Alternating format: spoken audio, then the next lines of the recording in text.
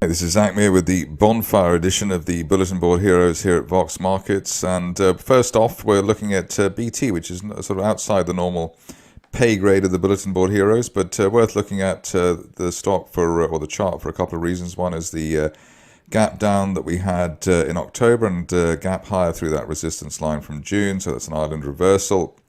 We're also had an end of day close above the top of the gap yesterday, so above £1.56. So it's a classic technical or charting setup. I'm not sure whether the shares can actually get up to £2.60 even if they were taken over, but I would have thought the next level up here is towards the old gap there from the end of July around £1.78, £1.80. That could be achieved even if the speculation in the stock amounts to nothing. As far as the stop loss is concerned, if you can risk down to £1.53 in the 50-day moving average, that may be a thing to do. Otherwise, just watching to see whether the shares can maintain above the 156 gap top that we had there from last month. Time frame on the upside, probably the next 2 to 4 weeks in the £1.80 range. Onto a stock which doesn't get much airtime here, but here it is today, C4X Discovery. Here we've got a clear trendline break that we've had just over the last few days, earlier this week, and then break above the 50-day moving average at 30 pence, above that initial target, the 200-day line at 35, and then hopefully retesting the highs by the end of the year, April-May resistance around 45. So 35 and 45 on the horizon for C4X if we can remain above 30 pence. On to Capital Metals, which is a requested stock, and here the situation is that we broke the downtrend there at the end of August, broke that resistance line there from January, around 10.5 pence, sideways shuffle since then, but reasonable action here at and just around the 50-day moving average at 11.4 pence. And while we remain above the floor of the rising trend channel from the end of June, looking towards 14.5 or 15 pence, perhaps as soon as the end of the month. On to another stock, which is a bit of a rarity, Ilika. Here we've had a trendline break there, one from back in April, and the 50-day moving average going as well. That was around £1.30. Above that, looking for or hoping for the shares to fill the gap, the July gap down. That's up to £1.95, in fact, but the initial target may be there towards the 200-day moving average at £1.80 by the end of the year. On to a stock which I think I looked at yesterday, actually, but as we're in a bit of a drought in terms of contenders, worth looking at Landor here.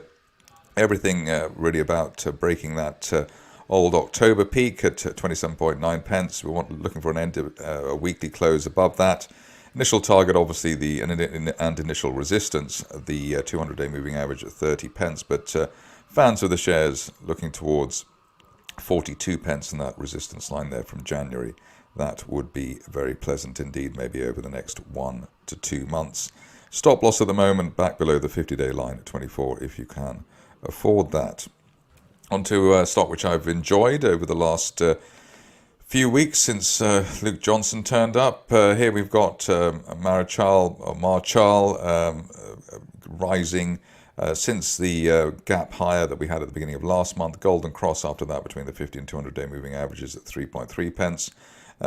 Pull back from the peak there near 5 pence, but especially while we're above that old September peak at 3.68 pence, looking for a retest of the 5 pence area and then up to 8 pence maybe over the next couple of months, so maybe the going into December or early January, something like that. On to a stock which has started to rehabilitate itself, Net Scientific. I think there was some news earlier this week. Can't remember that far back now, but something like that. Good support here for the shares above the 200-day moving average at 89. A bear trap rebound just below the October floor there at 94 pence, so that's a positive, and we've flicked higher since then. So that should be enough to give us a target back into the 130s, perhaps by the end of the month. Stop loss and end of day close back below the 200-day line, currently just above 90 pence. On to a stock which I saw a bit of a buzz about yesterday on Twitter. We got Ovica Bio. Here we already had the trend line break for the shares. That happened in August, and it's obviously not the most exciting stock in terms of the price action, but you can see that if I go back a bit further, we've got a rising trend channel there from back in the early part of last year, so that top of that heading towards 21, 22 pence. While we're above the 200-day moving average at 11 pence, we're looking towards the 20 pence plus area, perhaps by the turn of the year. So shaping up, finally, if you like, a slow burn situation, shaping up reasonably well at Ovica.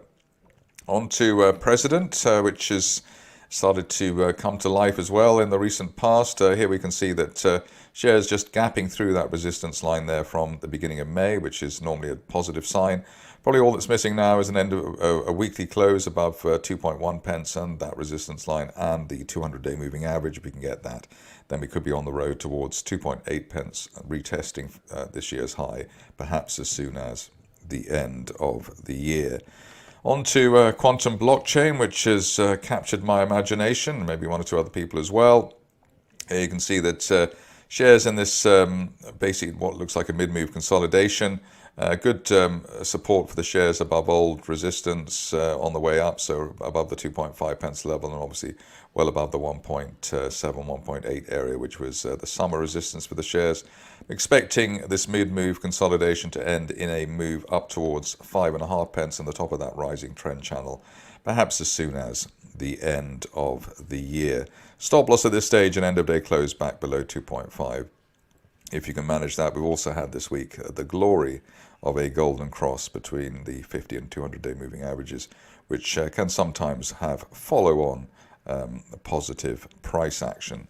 Finishing off with Velocys, and here we see that shares are trying to make good on the recent recovery they had. I suppose the key area here is the old May-June resistance around 6.4 pence. We have a weekly close above that, then we hopefully are looking towards 8 pence, maybe as soon as the end of the month and hopefully by the end of the year. Only back below the 50-day line at 5.6 pence, really delaying the upside scenario. That's it from me today. More updates or an update over the weekend.